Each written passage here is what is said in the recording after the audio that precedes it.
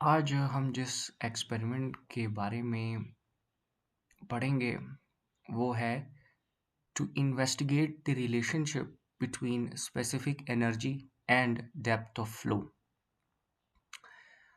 अब इस एक्सपेरिमेंट को परफॉर्म करने के दो मकसद हैं।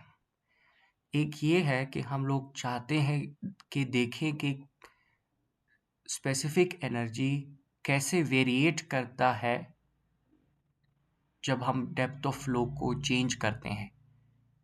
और दूसरा हमारा मकसद ये है कि फिर हम स्पेसिफिक एनर्जी कर्व को प्लॉट करेंगे, जिसमें हमें देखने को मिलेगा कि स्पेसिफिक एनर्जी डेप्थ के साथ कैसे चेंज हो रही है। ओके। अच्छा, तो अब स्पेसिफिक एनर्जी क्या है? स्पेसिफिक एनर्जी को समझने से पहले हमें टोटल एनर्जी को समझना पड़ेगा। टोटल एनर्जी हमारे पास वेलोसिटी हेड, प्रेशर हेड और एलिवेशन हेड का सम है। यानी टोटल एनर्जी सम है काइनेटिक एनर्जी, पोटेंशियल एनर्जी और pressure energy per unit weight of water. ठीक है, तो अब इस इक्वेशन से भी आप अंदाज़ा लगा सकते हैं कि हमारे पास तीनों एनर्जीज हैं। फिर उसके बाद आता है स्पेसिफिक एनर्जी का कॉन्सेप्ट। स्पेसिफिक एनर्जी भी टोटल एनर्जी है, लेकिन इस दफ़ा हम कोई आर्बिट्रेरी डेटम कंसिडर नहीं करते, बल्कि चैनल के बॉटम को ही हम एज अ डेटम कंसिडर करते हैं। चैनल के बेड को ही हम लोग डेटम कंसिडर करते हैं।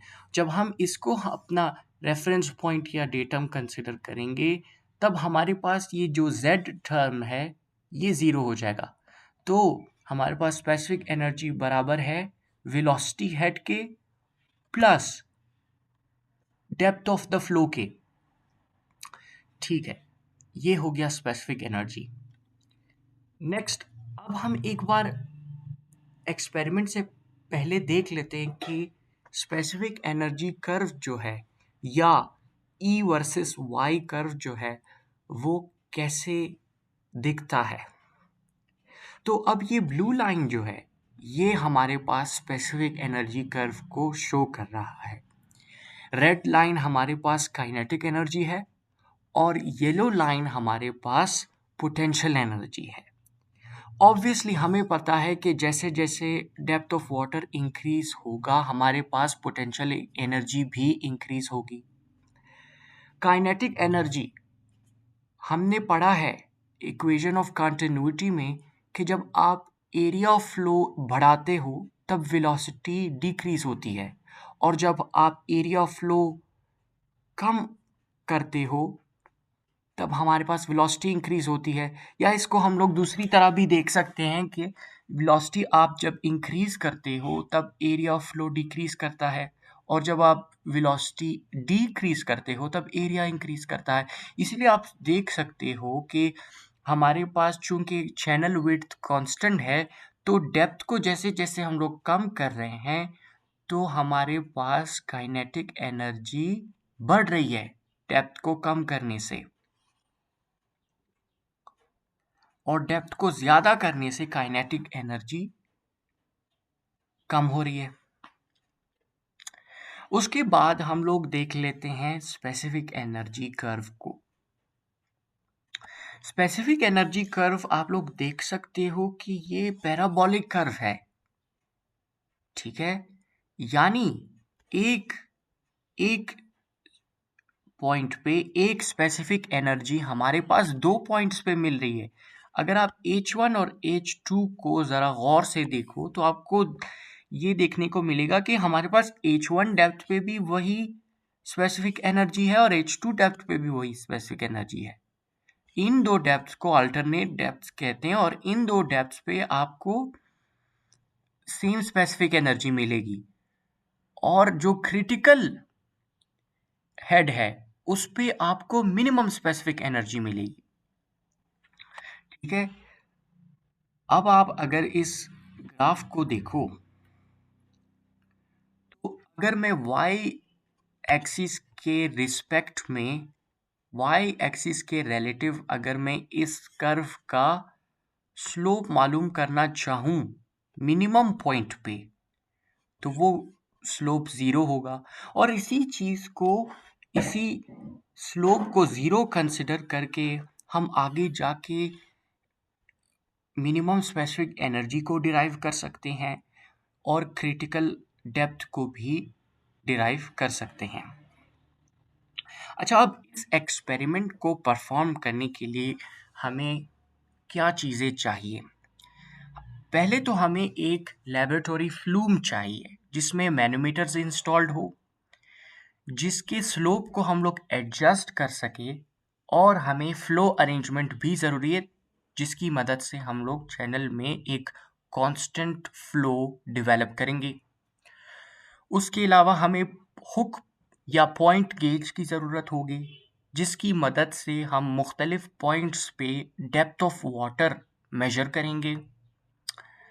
और इसके अलावा हमें स्टॉप वॉच की ज़रूरत होगी जिसकी मदद से हम डिस्चार्ज को कैलकुलेट करेंगे।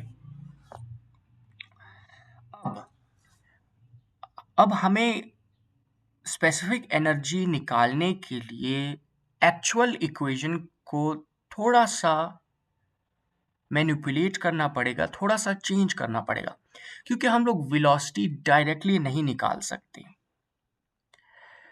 डायरेक्टली अगर निकाल भी सकते हैं तो वो हमारे लिए मुश्किल होगा, इसलिए इजी वे हमारे पास यही है कि हम लोग थोड़ा सा इस इक्वेशन को चेंज करें ताकि हम लोग वेलोसिटी को एक दूसरी तरीके से फाइंड कर सके। हमें पता है वेलोसिटी डिस्चार्ज अपॉन एरिया है, ठीक है। ये रिलेशन हम इक्वेशन ऑफ कंटिन्यूटी से हमें पता चला। उसके बाद हम एक नया टर्म इंट्रोड्यूस करते हैं जिसको हम स्मॉल क्यू से रिप्रेजेंट करते हैं, और ये हमारे पास discharge per unit width of the channel है। यानी जो स्मॉल क्यू है वो हमारे पास कैपिटल क्यू अपॉन बी है, बी हमारे पास चैनल विड्थ है। अब इस स्मॉल क्यू को जब हम स्पेसिफिक एनर्जी के इक्वेशन में पुट करते हैं तो हमारे पास एक नया इक्वेशन बन जाता है। अब आप लोग देखेंगे कि अब इस स्मॉल क्यू को हम कैसे कैलकुलेट करते हैं। प्रोसीजर क्या है हमारे एक्सपेरिमेंट का? फर्स्ट हम पंप को स्टार्ट करके चैनल में एक कांस्टेंट डिस्चार्ज डेवलप करते हैं। फिर हम अलाउ करते हैं कि जो फ्लो ऑफ वाटर है वो स्टेबल हो जाए चैनल में। फिर स्टेबल होने के बाद हम 3 पॉइंट्स पर डेप्थ ऑफ वाटर मेजर करते हैं, और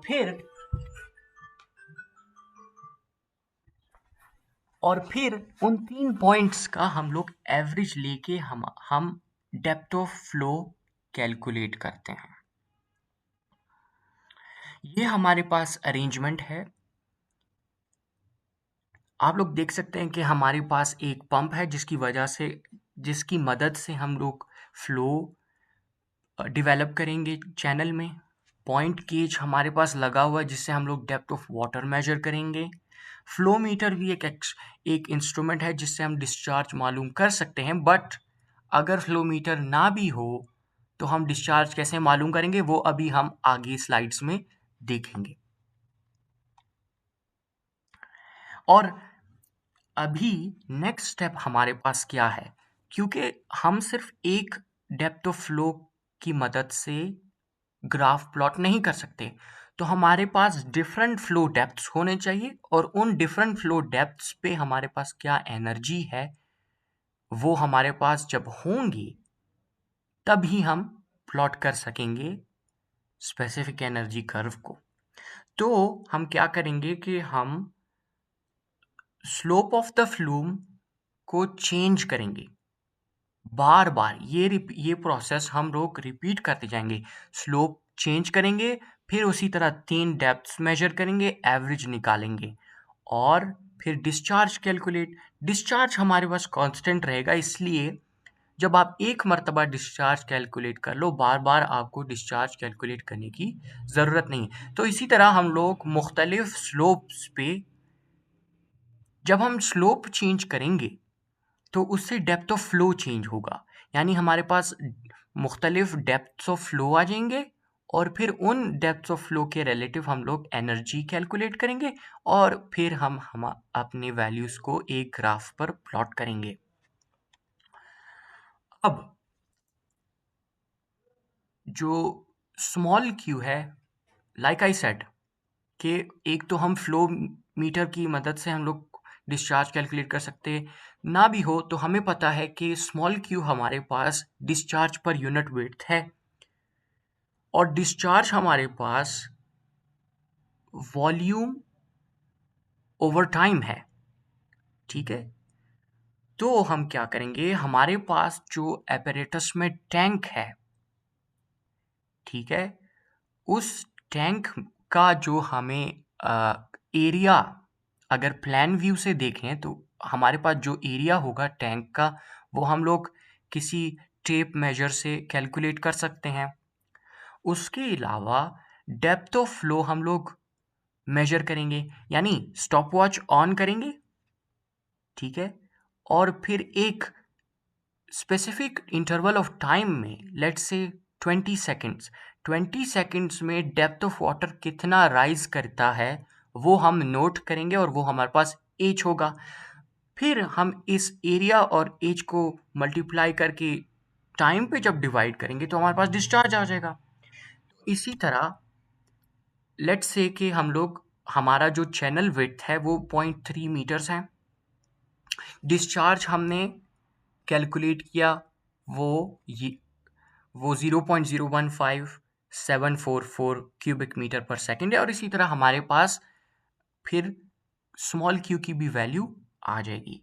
अब इस टेबल में आप देख सकते हैं कि हम लोगों ने 6 ट्रायल्स किए हैं, हमारे पास उसी तरह हमने 3 डेप्थ्स मेजर किए हैं और फिर उन 3 डेप्थ्स का एवरेज लिया।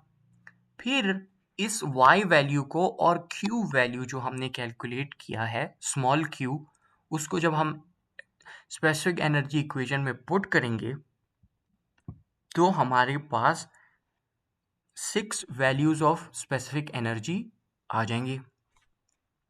तो अब तो नेक्स्ट स्टेप हमारे पास यही है कि बस हमने सिर्फ उन वैल्यूज को प्लॉट करना है। तो y एक्सिस पे हमारे पास डेप्थ ऑफ फ्लो होगा, x एक्सिस पे हमारे पास स्पेसिफिक एनर्जी होगा और फिर हम इस कर्व को प्लॉट करेंगे। अब हम लोग ग्राफिकली भी मिनिमम एनर्जी को कैलकुलेट कर सकते हैं। तो ग्राफ में और मिनिमम एनर्जी के कॉरस्पॉन्डिंग जो फ्लो डेप्थ होगा वो हमारे पास क्रिटिकल डेप्थ होगा। ओके, दैट्स इट, हमने अपने 2 ऑब्जेक्टिव्स अचीव कर लिए। ठीक है, हम चाहते थे कि हम लोग स्टडी करें variation of specific energy with depth of flow, वो हमने कर लिया और हम चाहते थे कि हम स्पेसिफिक एनर्जी कर्व प्लॉट करें तो वो भी हो गया। That's it, thank you so much.